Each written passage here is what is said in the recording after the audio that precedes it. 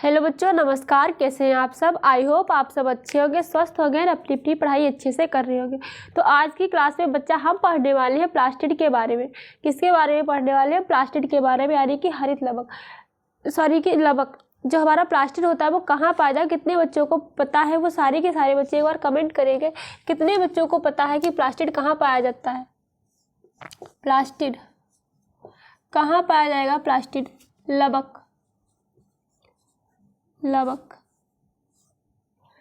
कहाँ पाया जाएगा प्लास्टिड?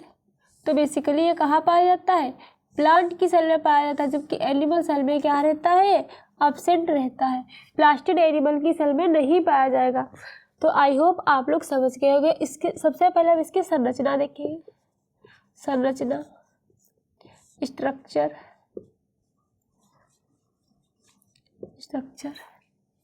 सारे के सारे बच्चे मेरे साथ साथ ही बनाएंगे डायग्राम। तो सबसे बाहर की तरफ इसकी क्या है? मेम्ब्रेन प्रेजेंट है। ये भी माइटोकॉन्ड्रिया की तरह ही डबल मेम्ब्रेनस होता है। कितने बच्चों को पता है कि माइटोकॉन्ड्रिया की आंतरिक दीवारों को हम क्या कहते हैं? जब मैंने माइटोकॉन्ड्रिया आपको पढ़ाया था तो मैंने आपको बताया था कि उसकी आंतरिक दीवारों को क्या कहते हैं। जितने भी बच्चों को पता है वो एक बार कमेंट करेंगे जरूर। ये हो गई हमारी आंतरिक दीवार। अब हम एक बाहर की तरफ बना रहे हैं। ये क्या हो जाएगी? हमारी बाहरी भित्ति हो जाएगी। ये हमारी क्या है? बाहरी भित्ति है, जो ब्लैक कलर से दिख रही है आपको। ये क्या है? हमारी बाहरी भित्ति है।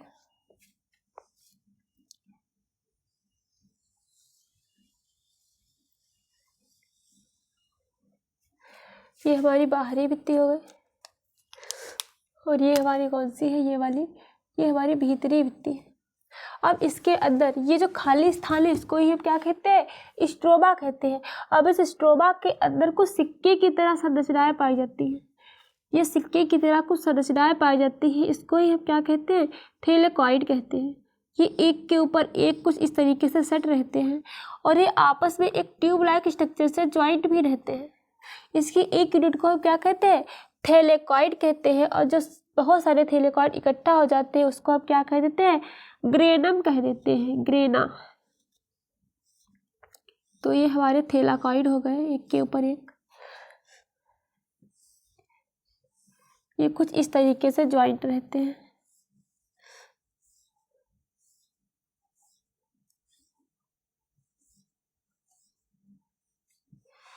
ये है हमारे ग्रेनम।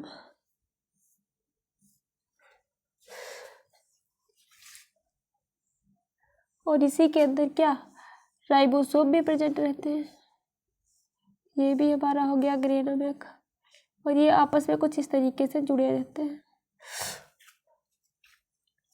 ये इसमें क्या है? राइबोसोम्स प्रेजेंट है। राइबोसोम्स प्रेजेंट है इसमें। और ये जो खाली स्थान है इसका, इसी को हम क्या कह देंगे? स्ट्रोमा कह देंगे। अब हम इसकी एक एक करके लेबलिंग कर लेते हैं। तो सबसे बाहर की तरफ एक भित्ति दिख रही है, उसको क्या कह देंगे? बाहरी भित्ति कह देंगे। क्या कह देंगे? बाहरी भित्ति।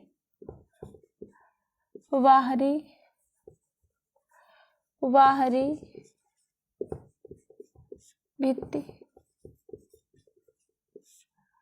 Outer membrane. और जो अंदर की तरफ दिख रही है इसको अब क्या कह देंगे? आंतरिक, या इसको भीतरी भी कह सकते हैं। भीतरी भित्ति। Inner membrane.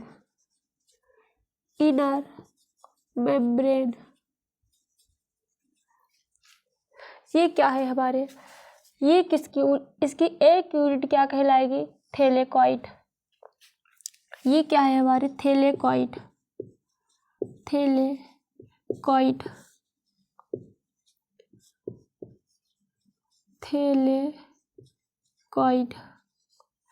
ये क्या है हमारे? इसमें राइबोसोम।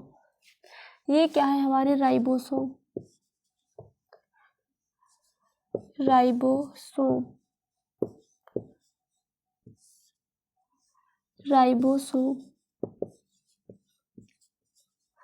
वो जो खाली स्थान है इसको अब क्या कह देंगे, स्ट्रोमा कह देंगे।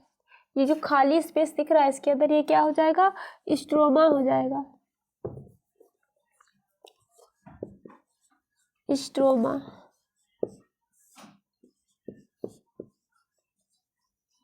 तो आई होप आप लोग इसका डायग्राम अच्छे से ड्रा कर लिए होंगे। तो इसके बाद हम आगे चलते हैं। तो सारे के सारे बच्चे बताएंगे कि प्लास्टिड जो है वो कहाँ पाया जाता है और कहाँ नहीं पाया जाता है। अच्छा, कितने बच्चों को ये पता है कि इसकी खोज किसने की थी? डिस्कवरी ऑफ प्लास्टिड, खोज किसने की थी इसकी? प्लास्टिड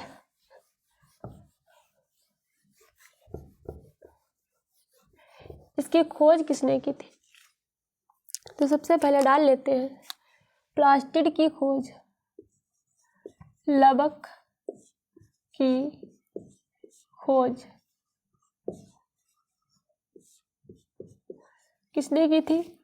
अर्नेस्ट हैकल ने। अर्नेस्ट हैकल ने। Discovery of plastid, discovery of plastid किसने की थी? तो ये की थी हमारे अर्नेस्ट हैकल ने।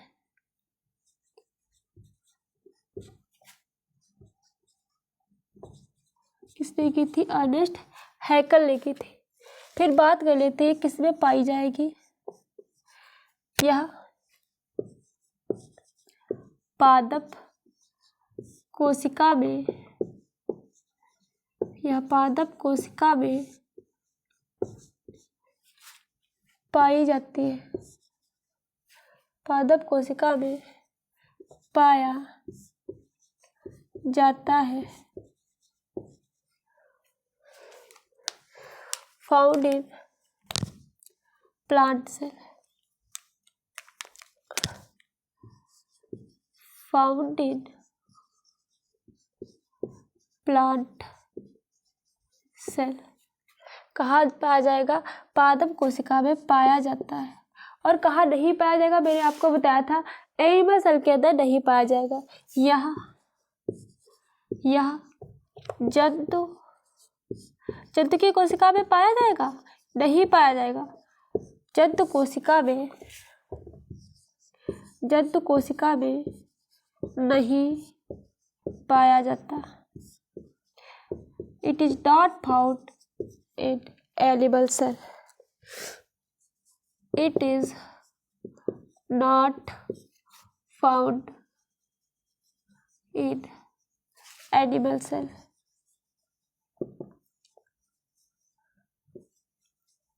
है ना? आई होप आप समझ गए होंगे कि सबसे पहले हमने देखा कि इसकी खोज किसने की थी। तो इसकी खोज की थी अर्नेस्ट हैकल नाम के साइंटिस्ट ने। उसके बाद हमने देखा है किसमें पाया जाता है। तो बेसिकली ये केवल और केवल कहाँ पाया जाएगा? प्लांट के अंदर पाया जाएगा, जबकि एनिमल के अंदर एब्सेंट है, यानी कि एनिमल सेल के अंदर नहीं प्रेजेंट है। फिर बात कर लेते हैं कि ये भी कैसा होता है? डबल न्यूक्लियस होता है। और इसके पास क्या होता है?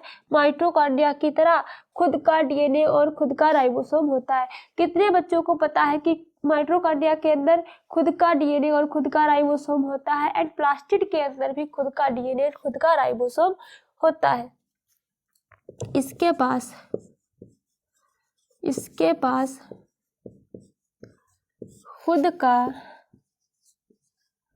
खुद का डीएनए तथा राइबोसोम, खुद का डीएनए तथा राइबोसोम होता है। It has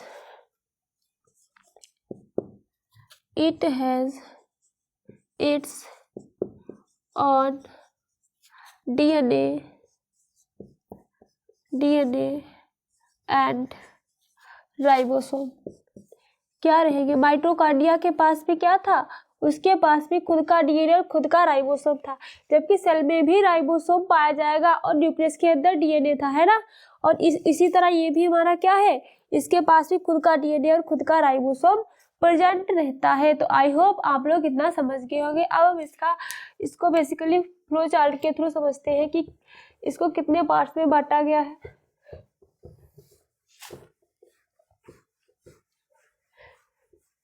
तो हम बेसिकली इसको 3 पार्ट्स में डिफरेंशिएटेड कर लेंगे।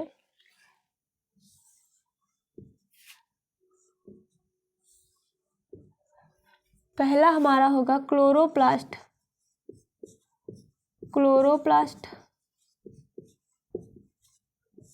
दूसरा हमारा होगा क्रोमोप्लास्ट,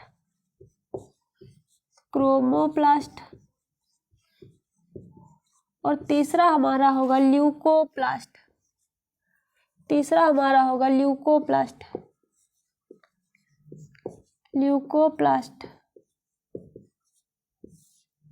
क्या होगा ल्यूकोप्लास्ट। क्लोरोप्लास्ट,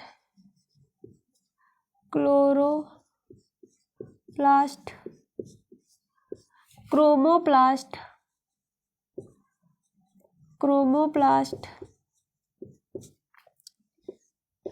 और हमारा कौन सा है ल्यूकोप्लास्ट। ल्यूकोप्लास्ट बेसिकली कैसा होता है, श्वेत, वाइट एंड कलरलेस, श्वेत एवं रंगहीन,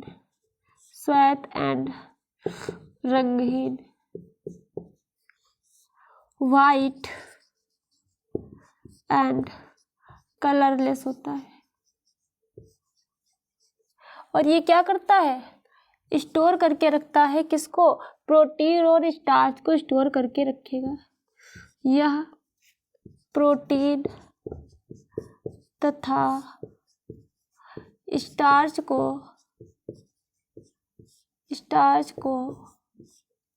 संग्रहित करता है,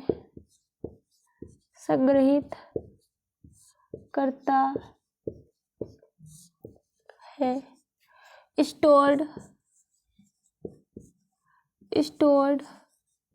स्टार्च एंड प्रोटीन, स्टार्च और प्रोटीन को कैरी करके रखने का कार्य करता है। तो हमारा ल्यूकोप्लास्ट का कार्य क्या है ल्यूकोप्लास्ट का कार्य, ये बेसिकली क्या करता है, प्रोटीन और स्टार्च को स्टोर करने का काम करता है। क्रोमोप्लास्ट क्या है, ये एक हरे रंग का वर्णक होता है जिसे आप क्या कहते हैं, क्लोरोफिल कहते हैं। यह हरे रंग का वर्णक होता है जिसे क्या कह देंगे हम, क्लोरोफिल, जिसे क्लोरोफिल कहते हैं। ये कैसा है, ग्रीन पिगमेंट है, ग्रीन पिगमेंट है। इसी ग्रीन पिगमेंट को हम क्या कह देंगे, क्लोरोफिल कह देंगे। क्या कह देंगे, क्लोरोफिल कह देंगे। क्या कह देंगे, क्लोरोफिल कह देंगे। क्या होता है, हरे रंग का वर्णक होता है जिसको हम क्या कह देंगे, क्लोरोफिल कह देंगे, है ना। और क्लोरोप्लास्ट क्या करता है, ये हमारा क्लोरोप्लास्ट करेगा प्रकाश संश्लेषण में मदद करता है। क्लोरोप्लास्ट प्रकाश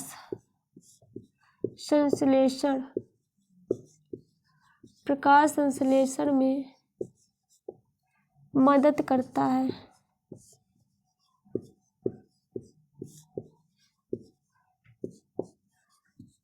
फोटोसिंथेसिस में इंपॉर्टेंट रोल प्ले करेगा कौन, हमारा क्लोरोप्लास्ट। फोटोसिंथेसिस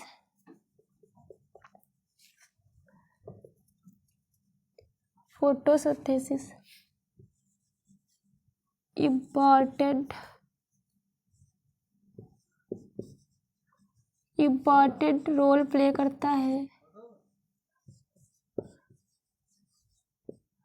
इसमें, फोटोसिंथेसिस में। तो आई होप आप लोग इतना समझ गए होंगे कि हमने प्लास्टिड को फर्दर 3 पार्ट में डिफरेंशिएटेड कर दिया। पहला था हमारा क्लोरोप्लास्ट, दूसरा था हमारा क्रोमोप्लास्ट और तीसरा था हमारा ल्यूकोप्लास्ट। क्लोरोप्लास्ट की मदद से क्या होगा, प्रकाश संश्लेषण होगा, यानी कि फोटोसिंथेसिस में इंपॉर्टेंट रोल प्ले करता है। फिर था हमारा क्रोमोप्लास्ट, एक ग्रीन कलर का पिगमेंट होता है जिसको क्या कह देते हैं, क्लोरोफिल कह देते हैं, जो कि क्या करता है, हमारी पत्तियों को हरा रंग देने का कार्य करता है। इसके बाद बात करते हैं हम ल्यूकोप्लास्ट। ल्यूकोप्लास्ट कैसा होता है, श्वेत एंड रंगहीन होता है और ये क्या करता है, स्टार्च और प्रोटीन को संग्रहित करने का कार्य करता है। इसके बाद हम बात कर लेते हैं कि प्रकाश संश्लेषण की प्रोसेस कैसे होती है, फोटोसिंथेसिस। प्रकाश संश्लेषण की प्रोसेस कैसे होती है,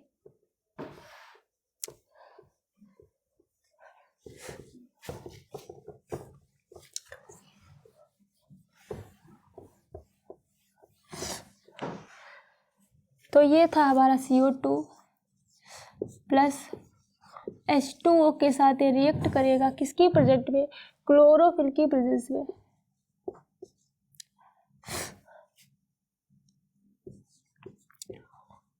क्लोरोफिल की प्रेजेंट में, और क्या है इसमें, सनलाइट है, सनलाइट ऐसे लिखते हैं, सूर्य का प्रकाश।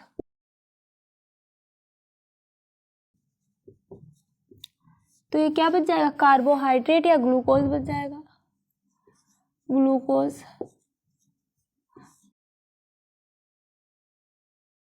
जाएगा। तो आई होप आप लोग फोटोसिंथेसिस की रिएक्शन को समझ गए। क्या करेगा, कार्बन डाइऑक्साइड जो हमारा है उसके साथ वाटर रिएक्ट करेगा और किसकी वजह से, क्लोरोफिल और सूर्य के प्रकाश की वजह से, और क्या करेगा, ग्लूकोज का फॉर्मेशन करेगा और ऑक्सीजन रिलीज हो जाएगी। आई होप आप लोग इतना समझ गए होंगे। इसके बाद हम आगे चलते और इसके बाद हम पढ़ने वाले हैं वैक्यूल के बारे में। वैक्यूल, तो वैक्यूल बेसिकली सबसे ज़्यादा बड़ी वैक्यूल किसमें पाई जाती है, कितने बच्चों को पता है, प्लांट में। इसका 90% पार्ट कवर्ड किए रहते हैं। वैक्यूल, कितने बच्चों को पता है कि वैक्यूल की खोज किसने की थी, डिस्कवरी ऑफ वैक्यूल किसने की थी, वैक्यूल की खोज जिन्होंने हमारे बैक्टीरिया एंड जीवित कोशिका यानी कि लिविंग सेल की जिन्होंने डिस्कवरी की थी, जितने बच्चों को पता होगा वो सारे के सारे बच्चे जान गए होंगे कि किसने की थी हमारी वैक्यूल यानी कि रिक्तिका की खोज। ये हो गई हमारी वैक्यूल या रिक्तिका या राजधानी, इसी को कहते हैं। इसके अंदर ही एक और छोटी वैक्यूल प्रेजेंट रहती है। ये बाहर की तरफ जो इसकी बाल दिख रही है इसको बच्चा हम कह देते हैं टोनोप्लास्ट। क्या कह देंगे, टोनोप्लास्ट, टोनोप्लास्ट, टोनोप्लास्ट। ये क्या है, रिक्तिका, रिक्तिका, रिक्तिका, वैक्यूल। ये क्या है हमारा, इसी के अंदर एक सेप भरा रहता है जिसको हम क्या कह देते हैं, सेप कह देते हैं। क्या कह देते हैं, क्या कह देंगे, कोशिका सेप। इसको क्या कह देंगे हम, कोशिका सेप, कोशिका सेप, कोशिका सेप कह देते हैं, सेल सेप। तो ये किसकी सदस्यता थी हमारी, रसधानी की, रसधानी, वैक्यूल, वैक्यूल का स्ट्रक्चर था ये।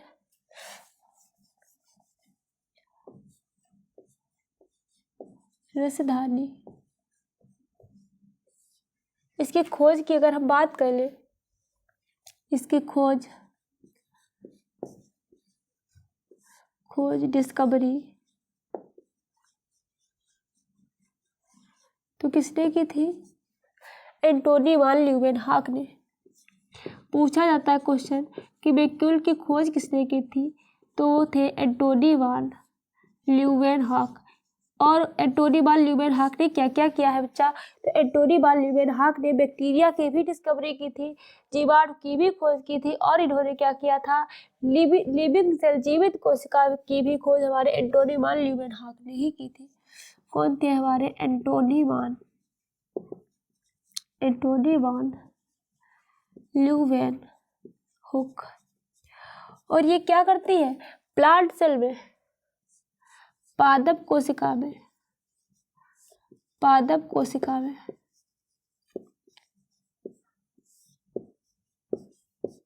इन प्लांट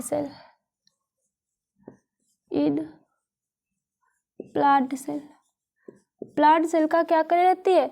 90% पार्ट कवर्ड किए रहती है। 90% पार्ट